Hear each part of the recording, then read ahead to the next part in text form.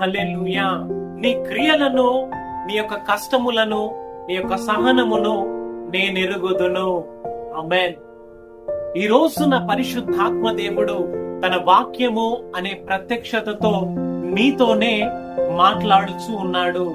మరి నీ క్రియలను అనగా నీవు చేస్తున్న ప్రతి పనులను, నీవు అనుభవిస్తున్న ప్రతి కష్టములను, నీవు కలిగి ఉన్న నీ యొక్క సహనమును ఆయన పరిశీలించి ఎరిగిన దేవుడుగా ఉంటూ ఉన్నాడు. ఈ యొక్క సత్య వాక్యమును వింటున్న నీవు, నేను సంపూర్ణముగా ఎరిగిన దేవుని నీ హృదయ పూర్వకముగా నీవు చేర్చుకొని దేవుని నిత్య రాజ్యములోనికి నీవు నడిపించబడుదువుగాక.